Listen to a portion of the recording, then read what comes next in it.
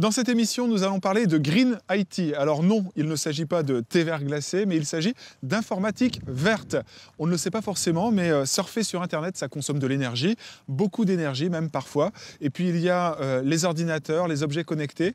Bref, le numérique représenterait déjà 10% de la consommation énergétique mondiale. C'est beaucoup. Alors pour tenter de réduire cet impact, eh bien, il y a des entreprises et des chercheurs qui innovent.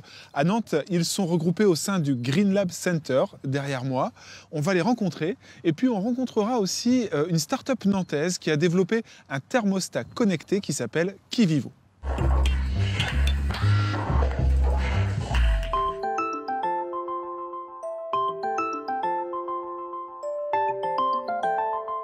Thierry Lebouc, bonjour. Alors vous êtes le président du Green Lab Center. On va commencer cette émission en discutant avec vous, et notamment du Green IT, parce qu'on ne le sait pas forcément, mais quand on surfe sur Internet et quand on utilise nos objets numériques, ça consomme de l'énergie, beaucoup d'énergie même parfois. Est-ce que vous avez des chiffres ? Ça consomme en tout cas beaucoup d'énergie.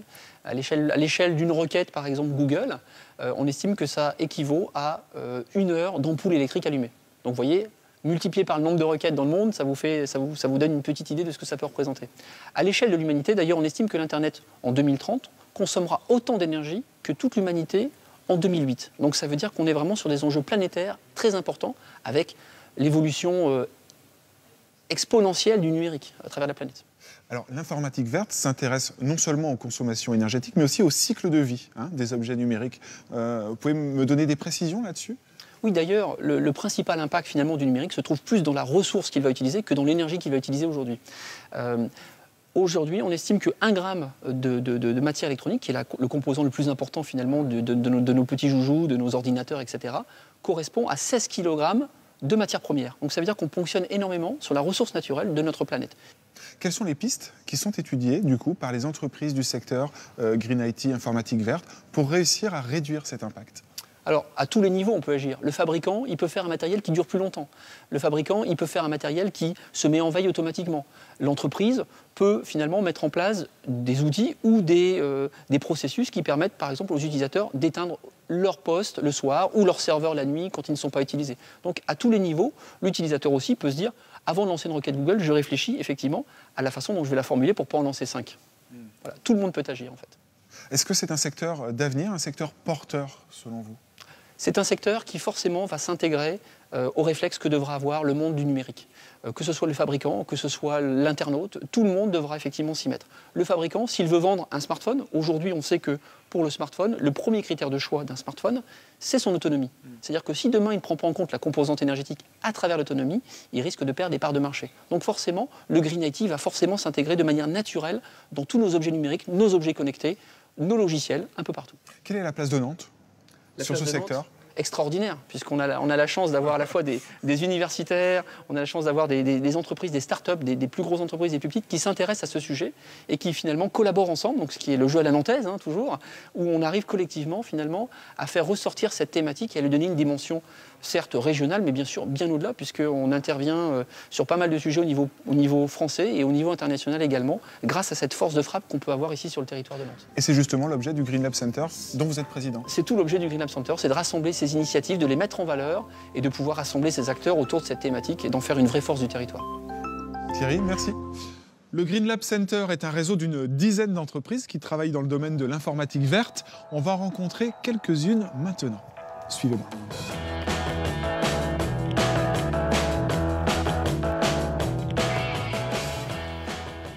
Martin Dargent, bonjour. Bonjour Ronan. Alors vous êtes le dirigeant d'EasyVert, qui est une jeune entreprise innovante. Vous avez développé un logiciel de Power Management. Alors qu'est-ce que c'est ? Le Power Management, l'objectif des logiciels de Power Management, c'est d'économiser la consommation électrique liée à l'informatique. Nous, on développe des solutions sur les serveurs, sur les postes de travail et sur la téléphonie.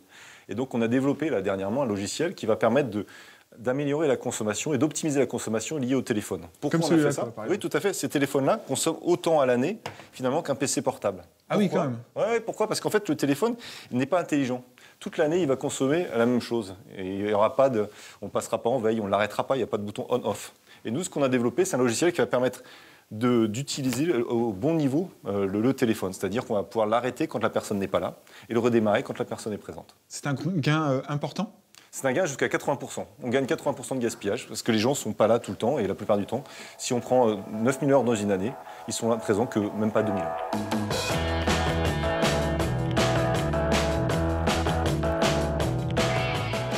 Eric, bonjour. Bonjour. Alors vous travaillez pour Sigma, qui est une entreprise informatique implantée à Nantes et qui appartient au Green Lab Center. Expliquez-moi quelle est l'activité tout simplement de Sigma. L'activité Sigma, c'est l'édition de logiciels, la fourniture de solutions web et aussi l'infogérance. Et à ce titre-là, on a ouvert notre 3e data center en avril 2014 d'une surface de 2000 m², donc un grand data center. Un grand data center refroidi avec un système particulier qui s'appelle le free cooling. Qu'est-ce que c'est ? Alors le free cooling, c'est quoi ? Il faut savoir qu'un data center est un énorme consommateur d'énergie. On y héberge les systèmes informatiques des clients, de nombreux serveurs, et quand un serveur consomme une puissance d'1 kW, un data center traditionnel consomme lui aussi 1 kW. Donc, pour éviter toute cette consommation d'énergie, Sigma a choisi le free cooling que vous venez de citer pour réduire de 70% la consommation d'énergie. C'est une alternative à la climatisation dans laquelle on vient injecter directement l'air extérieur dans les salles informatiques dès lors que la température et l'hygrométrie le permettent, c'est-à-dire 85% du temps sur la région nantaise par exemple. Donc on est l'un des premiers data centers de la région et de France à utiliser ce type de technologie.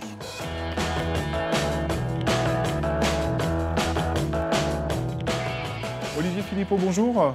Alors, vous êtes le président du Green Code Lab, qui est une association qui appartient au Green Lab Center, et vous développez une étiquette énergétique. Expliquez-moi ce que c'est, cette étiquette énergétique pour les sites web, et à quoi ça sert. Alors, tout d'abord, il faut savoir qu'un site web consomme plus ou moins en fonction des éléments qu'il a à charger, des vidéos, des pubs et tout ça. Le Green Code Lab a décidé de mettre en place un projet qui a été aidé par l'ADEME pour mesurer ces sites web. Donc, on a mesuré plein de sites web. On a, par exemple, sur le site web de Télé Nantes, on a mesuré l'énergie consommée. On voit que... C'est classé E, c'est moyen. C'est moyen. Donc, il peut mieux faire. Et ça permet à l'utilisateur de savoir que le site qu'il consulte est plus ou moins énergivore. Quel est le projet ? Le projet, c'est d'aller plus loin, de déployer cette étiquette sur tous les sites pour que chaque utilisateur puisse voir, connaître la consommation du site web.